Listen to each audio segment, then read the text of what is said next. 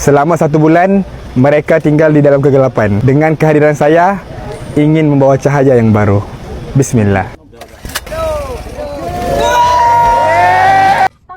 Nggak ada sinyal atau sinyalnya dihabisin, Pak? Hah? Biar rakyatnya nggak upload ya? Ada saja sih, Bapak. Listrik katanya 93% nyala. Apanya yang nyala? Pekerjaan paling mudah adalah datang lalu menyalahkan. Itu adalah pekerjaan paling mudah. Sekarang aku lihat banyak sekali masyarakat yang memuji rakyat, khususnya di dalam polemik bencana Sumatera. Lah, kenapa begitu? Yang katanya banyak artis, YouTuber, TikToker, influencer atau apalah itu datang ke bencana langsung memberi bantuan untuk rakyat yang kena bencana di Sumatera. Sedangkan pejabat datang ke bencana Sumatera hanya sekedar selfie doang, lalu meninggalkan rakyat di dalam kehancuran, di dalam kegelapan. Memang netizen ini pintar sekali. Padahal Bapak Prabowo Subianto saja sudah menyumbang 50 helikopter.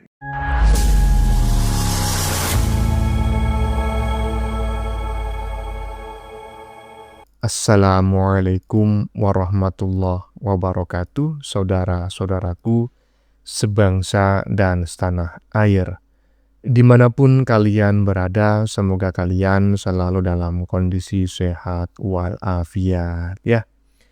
Berjumpa lagi dengan saya di Gaspol Update. Kami bukanlah buzzer pihak manapun. Kami hanya menyajikan keputusan ada di tangan Anda. Teman-teman, ini ada video yang menurut saya cukup menarik ya, yakni tentang listrik Aceh ya, listrik lagi.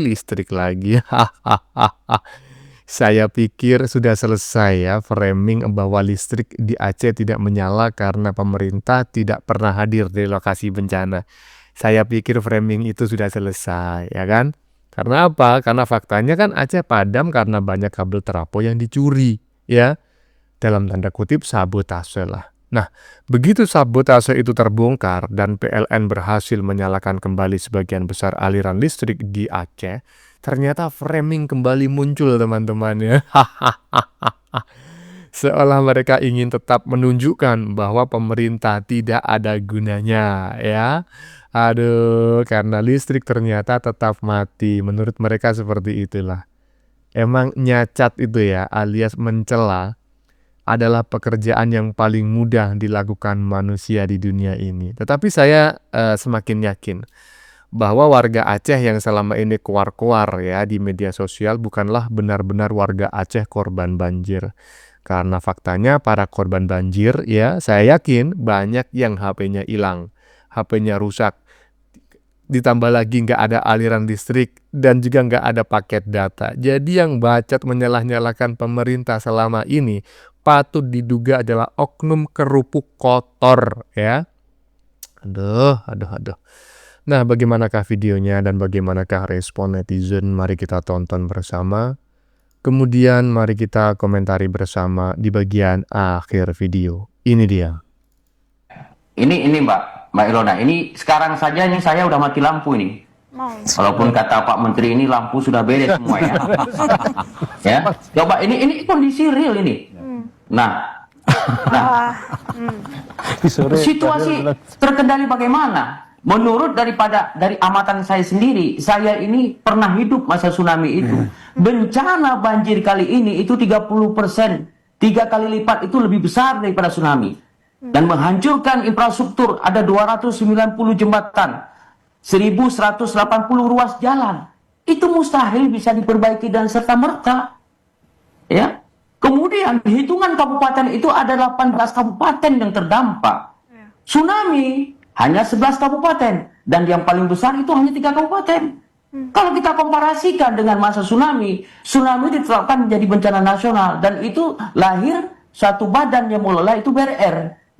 Dan sekarang ini tidak ada badan yang mengelola itu dan masyarakat hari ini terkotak-kotak. Maka masyarakat hari ini sudah putus asa. Dia hanya mau hidup. Itu saja Bella. Masyarakat Aceh ingin hidup. Bukan hanya retorika-retorika yang bicara oleh pemerintah atau pembantu pemerintah. Dan kemudian yang kedua, para pembantu pemerintah, para menteri, ketika datang ke Aceh bersama presiden, datangnya lalu memberikan informasi informasi yang akurat seperti apa. Kalau memang mau ingin informasi yang akurat, setidaknya seminggu sebelum presiden datang, dia datang dulu ke Aceh, melihat kondisi Aceh, melakukan survei, melakukan pendalaman terhadap kondisi yang ada di Aceh. Itu real, baru real. Begitu, Mbak. Jadi Anda melihat kan presiden yakin kondisi aman karena mendapatkan laporan dari anak buah. Jadi laporan anak buah itu Anda anggap tidak sesuai realita. Nah ini Mbak, ada satu menteri yang mengatakan listrik itu 90% sudah bagus. Ini malam listrik lagi ngomong, listrik mati coba. Coba. Nah ini kan real, supaya masyarakat bisa melihat. Presiden benar mungkin, tapi pembantu presiden menterinya yang tidak menyampaikan fakta dan realita di lapangan. Termasuk nasib pengungsi itu yang terkotak-kotak di gunung-gunung yang belum terdistribusikan makanan. Internet jaringannya putus, listriknya padam. Bagaimana kita mau ekspos semua kondisi masyarakat? Mempunyai berbagai hambatan di lapangan, Pak Ilona. Iya. Mas Ansi, Ini kondisi. kritik pedas dari DPD. Mati lampu, di tengah kita show, tidak ada yang bisa kita sembunyikan. Beberapa bencana yang pernah terjadi di Indonesia, kita dengan tangan terbuka menerima bantuan. Pun ketika luar negeri mendapatkan ada masalah, bencana, kemanusiaan, kita kasih bantuan ke sana. Mengapa menurut Anda sekarang Presiden kekeh nggak mau terima bantuan luar negeri? Nanti dijawab oleh Rizka kembali, saudara. Ya begini loh, ya nggak ada yang sempurna, ya kan? Pemerintah itu juga tidak pernah mengklaim bahwa listrik di seluruh Aceh sudah menyala. Ya bisa jadi tempat narasumber yang berasal dari Aceh tadi, ya kan, mengirim telekonferensi, itu mungkin listriknya dalam kondisi mati, ya. Belum menyala. Cuma yang menjadi pertanyaan saya, jujur saya tidak tahu teman-teman ya, apakah telekonferensi ini sudah dipersiapkan sebelumnya. Dengan kata lain, ada pihak dari televisi di Aceh ya, ada pihak televisi yang stay di rumah narasumber tersebut, menyediakan genset, menyediakan kamera, lighting dan lain sebagainya. Ya, kalau memang ada, maka patut diduga ada genset di situ, sehingga walaupun listrik mati, yang bersangkutan tetap bisa telekonferensi. Cuma yang menjadi pertanyaan saya, kalau di rumah narasumber tadi tidak ada pihak atau perwakilan dari televisi yang mengawal jalannya telekonferensi, pertanyaan saya, Anda mengatakan listrik mati, tapi Anda kok tetap bisa online? Anda tetap bisa bisa berkomunikasi secara telekonferensi begitu ya, video call lah istilah sekarang, ya. Kalau listrik mati, karena setahu saya kalau listrik mati, ya kan, maka internet juga akan ikut mati. Nah, ini gimana coba teman-teman ikut berkomentar ya, siapa tahu saya yang salah, saya yang keliru. Lanjut. Yang saya lihat itu di berbagai daerah di Aceh Tamiang, contohnya di Lintang Bawah. Lintang Bawah saya ke posko yang didirikan di sana, bawa genset. Itu kan di hari berarti udah 20 harian tuh setelah bencana. Saya bawa genset, kata orang-orang sana, ini genset pertama. Loh, kenapa bisa di hari ke-20 baru ada genset pertama dan itu dari saya, konten kreator. Itu kan yang akhirnya narasi publik jadi emosi gitu, banyak jadi emosinya. Jadi bertanya-tanya. Saya tidak menyalahkan dan saya sama sekali tidak mencurigai apa yang disampaikan oleh influencer barusan. Cuma saya ingin menyampaikan sebuah kondisi secara psikologi dan ini adalah fakta di lapangan. Kalau kita memberikan bantuan, ya contoh nih saya mau membawa genset. Biasanya saya akan bertanya kepada pihak terkait di wilayah mana yang belum diberi genset, yang belum ada genset. Nah, di wilayah yang nggak ada itulah saya membantu. Ya jelas, saya di sana adalah orang pertama kali yang membawa genset. Karena memang saya memberikan bantuan kepada wilayah yang belum ada gensetnya. Coba di daerah lain, kemungkinan sudah ada. Jadi ini menurut saya tidak menuduh tetapi saya mencurigai ada sebuah penggiringan opini bahwa seolah-olah pemerintah tidak hadir, pemerintah lambat dan lain sebagainya. Padahal sebetulnya ya pemerintah bukan tidak hadir, pemerintah bukan lambat, pemerintah kemampuannya terbatas. Mungkin dari 100 wilayah yang perlu bantuan genset, pemerintah baru bisa mengcover 90 lokasi. 10 lokasi belum ada bantuan genset. Nah, ketika ada bantuan sukarela seperti influencer barusan, diarahkanlah ke 10 lokasi yang belum ada genset. Ya jelas Anda pertama kali di sana, ya, tapi jangan menggiring opini lah. Ya, lanjut. Selama 1 bulan, mereka tinggal di dalam kegelapan. Dengan kehadiran saya, ingin membawa cahaya yang baru. Bismillah.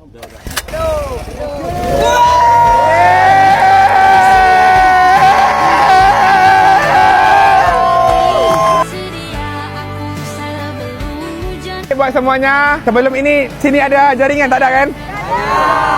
Di hari ini membawa satu Starlink, jadi Starlink ini bisa digunakan oleh masyarakat semua, orang-orang kampung semua di sini. InsyaAllah selepas ini akan ada jaringan semuanya. Ini di kawasan mana? Batu Sumba, Aceh Timur. Oh, coba tes. Jaringan udah ada nih, Bu. Jaringan udah ada? Hello. Wah, udah biasa video call ya.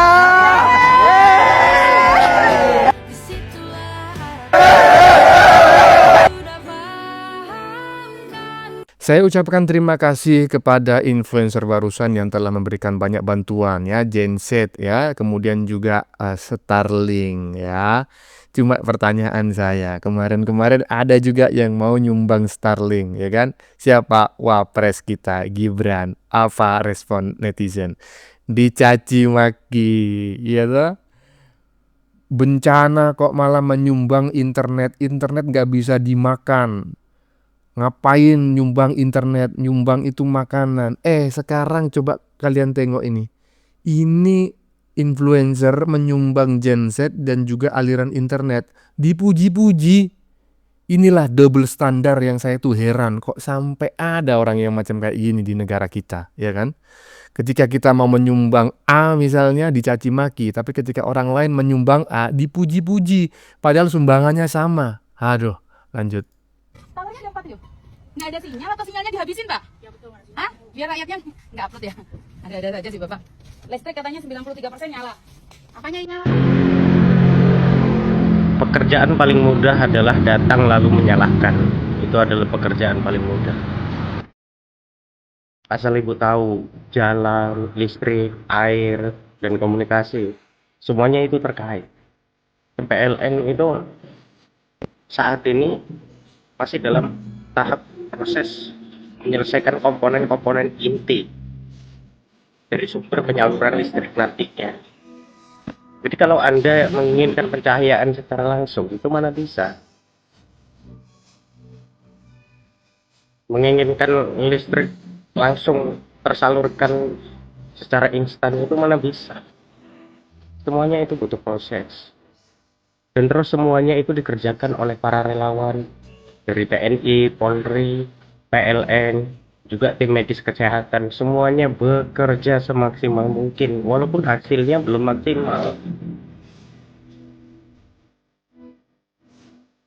Banyak dari berbagai instansi ikut andil untuk segera memulihkan keadaan. Banyak yang bekerja di balik kamera. Mereka bekerja secara ikhlas, tetapi hasil nyata itu banyak. Tapi kan semuanya jika menginginkan langsung selesai dan langsung pulih, ini musibah bencana bukan seperti anak zebra yang baru dilahirkan bisa langsung lari. Ini musibah bencana butuh proses. Sekali lagi saya katakan butuh proses itu.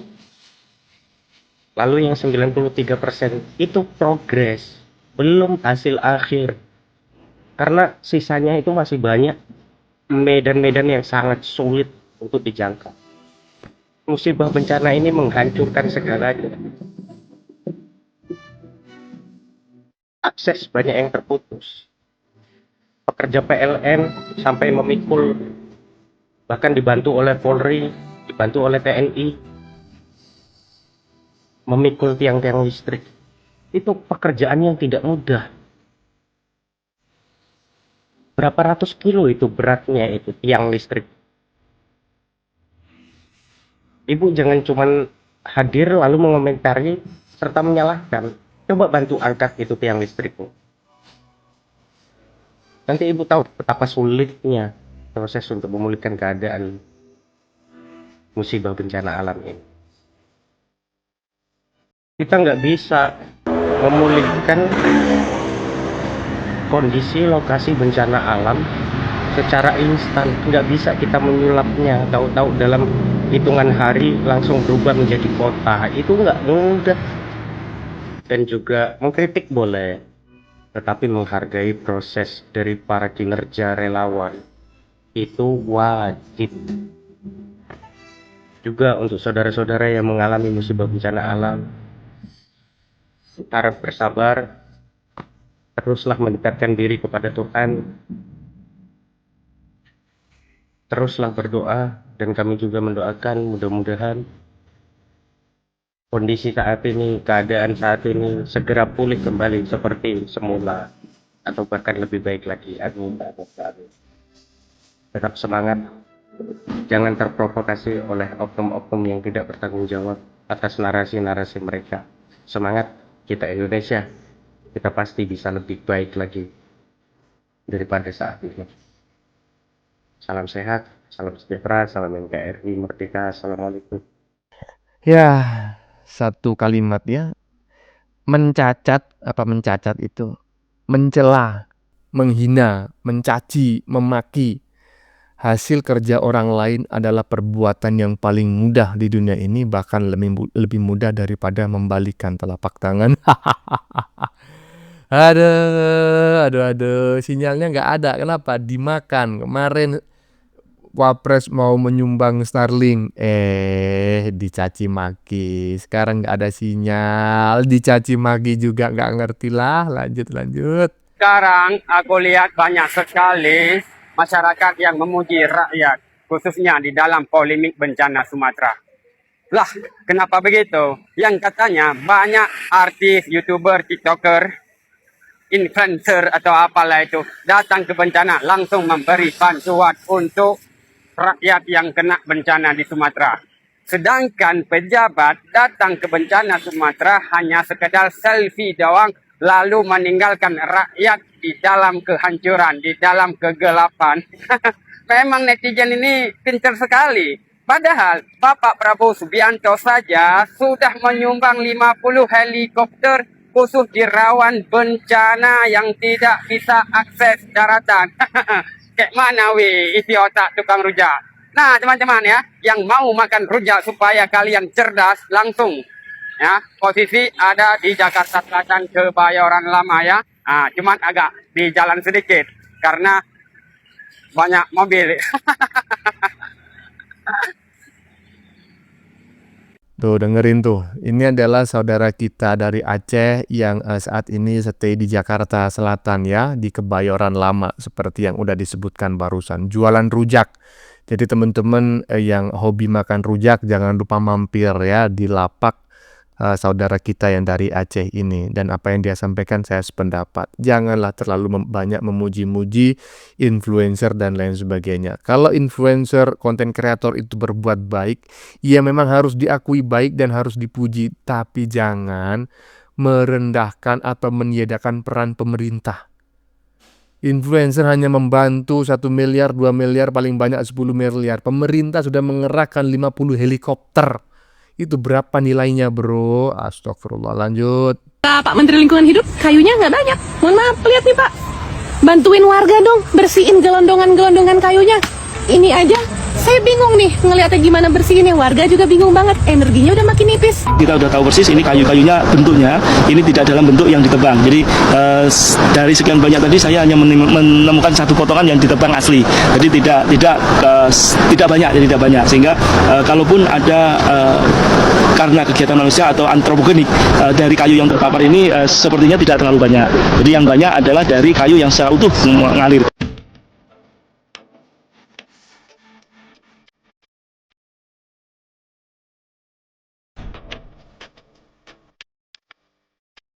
Asli ya, pemerintah kalian tuh harus banyak-banyak minta maaf sama rakyatnya. Lihat deh, ini gara-gara kebijakan kalian, gara-gara kekuasaan segelintir orang, segelintir penguasa, dampaknya bisa sebegitu sangat merusak.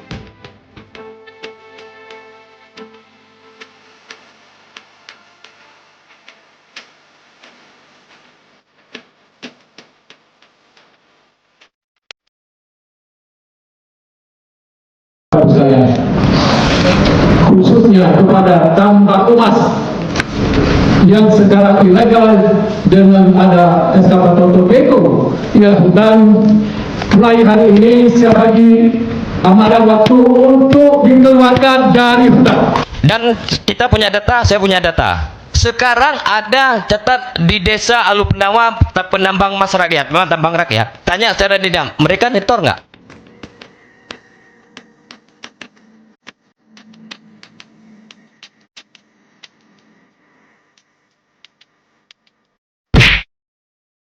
Ini lagi, ya kan? Malu nggak ya influencernya? Bapak lingkungan hidup kayunya katanya cuma sedikit. Kau mau menggiring opini. Tuh tengok tadi apa yang disampaikan atau disajikan oleh Mbak Silviatan, ya kan? Bapak Menteri Lingkungan Hidup itu menyatakan yang sedikit itu yang benar-benar dipotong, ya, pembalakan liar. Selebihnya adalah pohon yang tidak kuat menahan aliran air. Ya, dengan kata lain tumbang dengan sendirinya, seakar-akarnya. Itu yang sebagian besar gitu loh. Masa nggak cerdas udah gitu jadi aktivis lingkungan hidup. Terus gimana macam kayak gini nih? Laporannya pasti salah semua. Bagaimana menurut kalian? Keputusan ada di tangan Anda. Silakan tulis di kolom komentar baik Anda yang setuju maupun yang tidak setuju dengan isi konten ini. Sebelumnya saya memohon maaf ya jika dalam penyajian konten ini ada kata-kata yang menyinggung, kurang tepat penggunaannya, atau ada data yang dianggap keliru atau salah. Saya memohon maaf yang sebesar-besarnya. Kita jumpa lagi di lain video. Salam NKRI.